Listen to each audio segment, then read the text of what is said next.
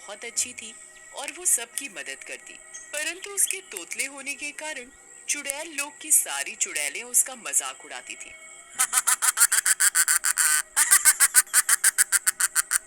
सोना चुड़ैल एक बहुत गरीब परिवार से थी। सोना चुड़ैल का परिवार बहुत मुश्किल से चुड़ैल लोक में गुजारा करते थे। सोना चुड़ैल के पास बहुत सारी बकरियां थीं।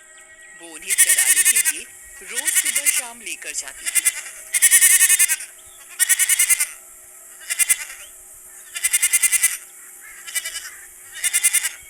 एक दिन सोना चुड़ैल शाम को अपनी बकरियों को चराने के लिए लेकर गई। चलो बकरियों, तुम सब अपना खाना खा लो, मैं थोड़ा इस पेड़ के नीचे बैठकर आराम कर लेती हूँ।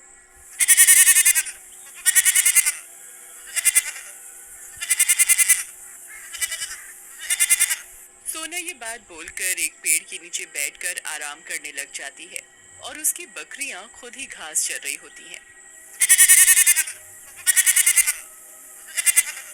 सोना आराम कर ही रही होती है, तभी उसके पास पेड़ के ऊपर से एक बहुत सुंदर सी ड्रेस आकर गिरती है। अरे, ये क्या हुआ? पेड़ के ऊपर से मेरे ऊपर ये ड्रेस किसने खेली? सोना जोर जोर से चिल्लाती है। कौन है? कौन है? किसने मेरे ऊपर ये ड्रेस डाली? सोना के बहुत चिल्लाने के बाद भी कोई पेड़ से बाहर नहीं निकल कर आता। क्यों ना मैं इस ड्रेस तो घर ले जाऊं? अब तो घर जाकर चुड़ैल माँ ही बताएंगी कि इसका क्या करना है। सोना चुड़ैल अपनी बकरियों को चारा के उस ड्रेस के साथ अपने घर चली जाती है। वो घर जाकर अपनी माँ को सारी घटना बताती है। माँ माँ, मैं पेड़ के नीचे बैठकर अलार्म कर रही थी, तभी ये ड्रेस मेरे ऊपर आकर गिर गई। कोई नहीं बेटा, तुम चिंता मत करो। हम कल चुड़ैल रानी के पास चलेंगे और उन्हें ये ड्रेस दे देंगे। ये ड्रेस जिसकी भी होगी वो इसे उस तक जरूर पहुंचा देगी। मुझे अपनी गुरु माँ चुड़ैल पर पूरा विश्वास है। अगले ही दिन माया अपनी बेटी सोनू के साथ चुड़ैल रानी के पास जाते हैं। गुरु माँ, मेरी बेटी सोनू कल शाम बकरियों को चराने के लिए गई थी। तब वो एक पेड़ के नीचे बैठ गई, तभी उसके ऊपर ये ड्रेस आकर गिर गई। बिल्कुल सही बोल रही है मेरी माँ। गुरु माँ, कल रात मेरे साथ ऐसा ही हुआ। गुरु, हम तो ठहरे एक गरीब परिवार से।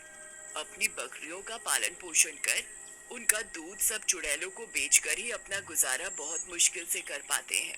भला इतनी महंगी ड्रेस का हम क्या करेंगे? और ये ड्रेस ना ही हमने अपने पैसों की खरीदी। गुरु माँ, ये ड्रेस जिसकी भी हो आप उसको लौटा देना। अरे, ये ड्रेस मेरी ही थी। मैंने ही पटल लोक में ये ड्रेस एक दर्जी को दी थी। वो लौटाने ही आ रहा होगा कि ये ड्रेस बीच रास्ते में सोनू के ऊपर गिर गई।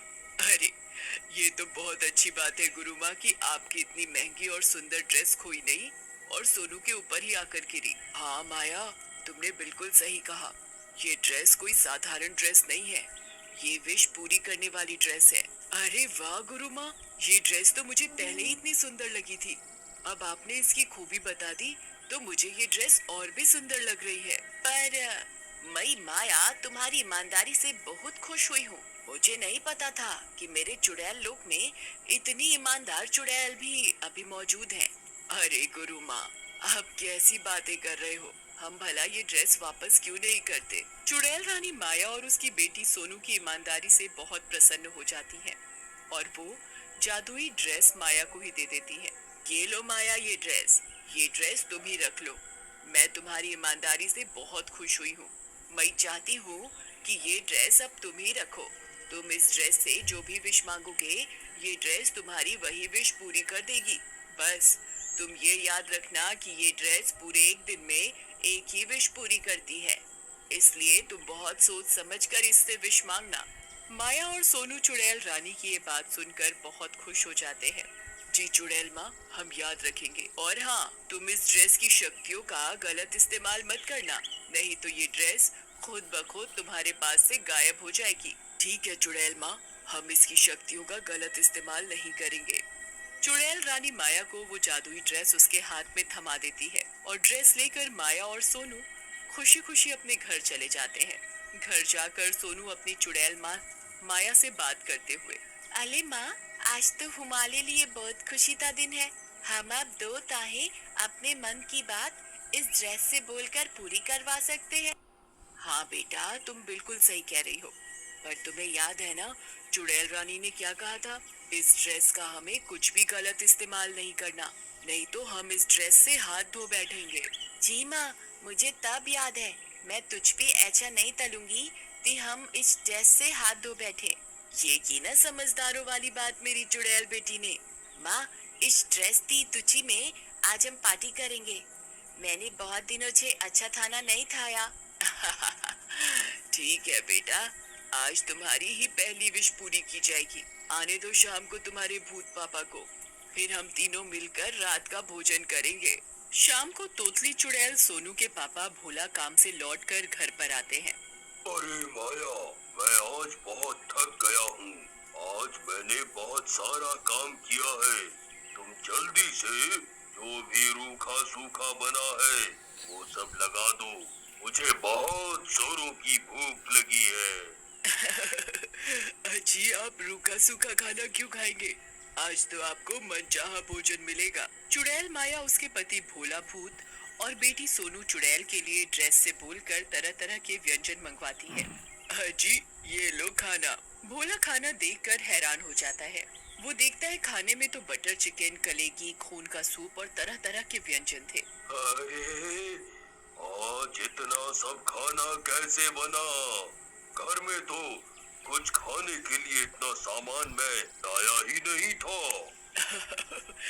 अरे, हमारे ऊपर आज चुड़ैल रानी मेहरबान हो गई है। उन्होंने हमें एक जादुई ड्रेस दी है। उस ड्रेस से जो भी मांगोगे वो हमारी सारी विश पूरी कर देगी। बस हम उससे पूरे दिन में एक ही विश मांग सकते हैं। भोला भूत अपनी बीवी माया चुड़ैल की बात सुनकर बहुत खुश हो जाता है। अरे वाह, लगता है अब हमारे अच्छे दिन आ गए हैं। हमें अब ज्यादा परेशानियों का सामना नहीं करना पड़ेगा। ठीक कहा आपने। अच्छा, तो तुमने इसी खुशी में आज इतने सारे व्यंजन बनाए हैं? नहीं जी, हमने आज की विश इस ड्रेस से मांग ली कि हमें आज बढ़िया खाना खाना है। इस ड्रेस ने हमारे मन के हिसाब से सारे व्यंजन प्रकट कर दिए।